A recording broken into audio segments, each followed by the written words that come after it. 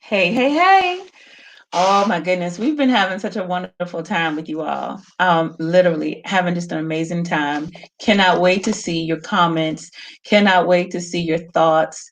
And we're really looking forward to that. So you make sure you comment below this video with your thoughts, what you got out of it, what you would add to it, what you disagree with. We want to hear all of that.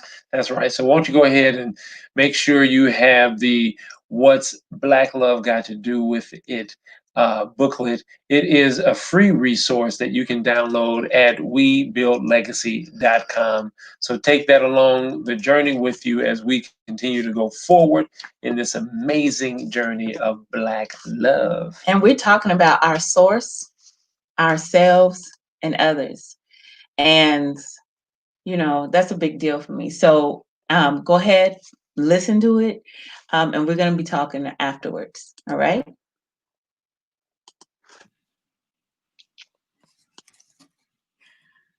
Our source, ourselves, and others. As I am completing this writing, I was listening to a documentary about Africa that stated that in 2000, a survey taken of white Americans and Europeans, 80% said that Africa still represented death, darkness, and the fear of the unknown. They described it as a place where there is opportunity for adventure and mystery, as well as a mythological paradise.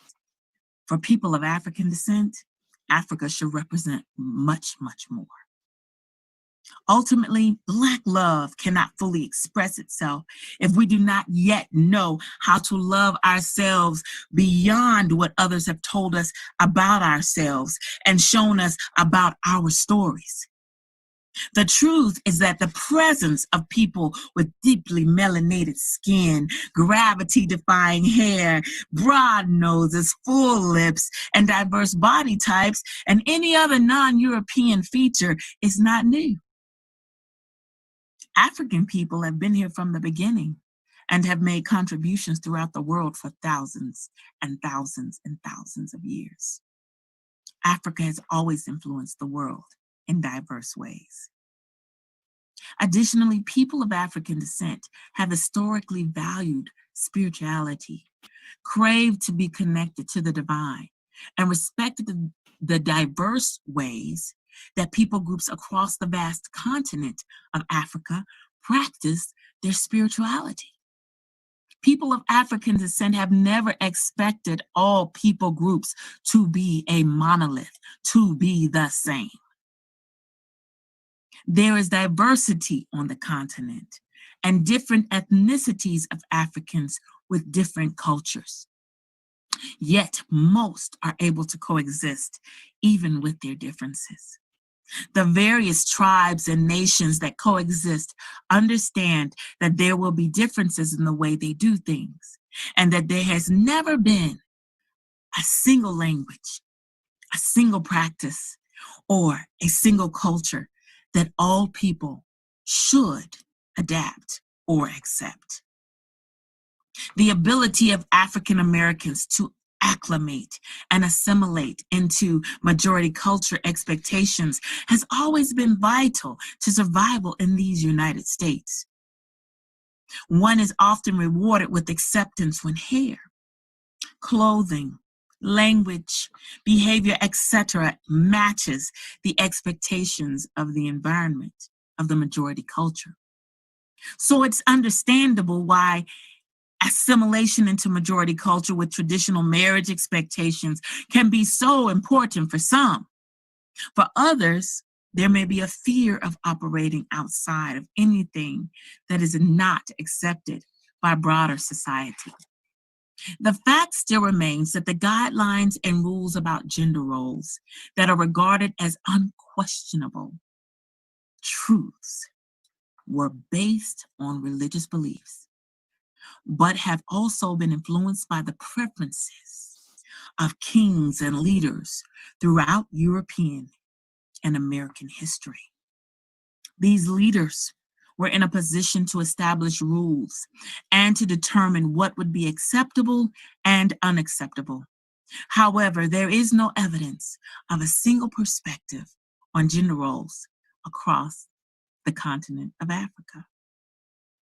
The Africans that were kidnapped from the continent did not have a choice about certain aspects of their lives. For hundreds of years, their descendants did not have many choices except those that included the prospect of death in the New World. But today, we have options. Today, we can choose what we cling to as truth without fear of death. You and your partner can choose how you will interact in your relationship. Remember your autonomy. And if you find certain gender roles challenging to fit into your relationship, consider reconstructing them to fit your needs. Take a look at the next page for some ideas about how you can do just that.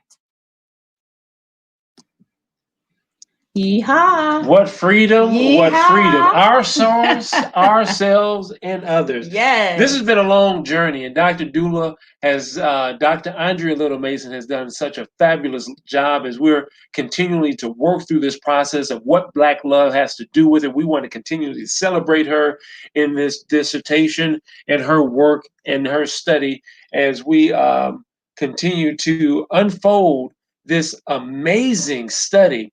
Well, and the thing is, my dissertation work was about gender roles, and I finished that. Oh my goodness, I can't believe it's almost a decade. I'm reaching on a decade of having been finished, but it took me years. I kept saying, how can I get this information? How can I share it with people? Because I always wanted my doctorate to be able to be a practical doctor. I did not want it to be something that was just a bunch of knowledge. And so that's what's Black love got to do with it represents. It represents me finding a way to communicate some things, to add some additional knowledge and to communicate some things about it. On the next page, we talk about and start to talk about in more detail the breakdown. We are not going to read through all of that. That is going to be part of your work. Taking the Power Couple quiz will be your work. But we want to lay the groundwork so that you know what we're talking about. You have an idea of what we're talking about. I keep going back to this thing of we are not a monolith. I felt like you want to read the whole section again. That was the part that I wanted to bring about. We have a responsibility as Black people. Oh my gosh, he means it. Man, to just understand, it's so funny that on the continent of Africa, we had so many different complexities of shade and religion and language and just so many things of diversity that we were all able to harmonize, maybe not agree, but it was an acceptance. It wasn't where you had this one nation where everybody spoke the same language, looked the same way, and if you didn't, then you were ostracized because you didn't speak the same or didn't look the same or didn't serve the same or didn't the same. All these differences were understood. There's because no respect for the differences. There wasn't any respect for the differences. There isn't. That's I because didn't mean that wasn't. That's because Africa and our spirituality and we as have to, a I'm people. sorry, I'm going to tell you, pre-colonial Africa, because some people be like, I live there now. Okay. But we're talking about before the influence of Europeans. Thank you. Sorry. Thank you for making that distinction. Understood the importance of the diverse influences that our ecosystem and our universe operated. And we understood that in order to harmonize in flow with the universe and this energy that would sustain our life here on the earth, that we had to partake in a lot of what the universe was giving out. And the universe was giving out a sense of vibration and love, and we would return that with a responsibility to interact with our ecosystem in a way that would build instead of destroy. Exactly. And so where these mindsets came from, we do understand because of the research that Dr. doula is laying out for us. This already been out there. It's no secret, but I'm just again thankful that we're able to break this down with you and how it affects us in our personal relationships. in Like our personal. how does Yes. when you base your life in the way of your society on destruction and being inharmonious with things, when that is the essence of what you do, then the more we assimilate into that culture, the more that becomes a part of who we are as Yes. well. Yes. So just just open, continue to keep your mind open. I mean what I said before. When you open your mind, you will get the answers that you're looking for. And I am fully aware that there are certain words that I've said and phrases that I've said that have triggered some, because I know what my triggers used to be. You're going to need to explore that. Why are you triggered? I'm not repeating them or anything. Why are you triggered when someone says a certain thing? You figure out whether what you is what you believe or someone has told you that you should be afraid of. But whatever your decisions are, you make sure the choices you make they are your personal convictions. Your personal convictions. All right? Make sure that you guys please visit webuildlegacy.com. Please. And don't forget to download your free resources, one of being What's Black Love Got to Do with It. And remember, when you visit there, take your time to observe all of the different resources there that we have of our 26 plus years of marriage to assist you in your walk in partnership with one another as friends, in kinship, courtship, all type of relationships. And partnership. That's right, in partnership. So we're thankful that you're still following and working with us. And allowing us to serve you in this way. This is an honor for you to be even listening to my voice right now. It's an honor. Thank you for allowing us to give to you in this way. All right. We appreciate it. And we'll still stay in contact. And yo, you turn this thing off. Stay in contact. What are you talking about? We'll see you in the next one. Okay. See you in a minute.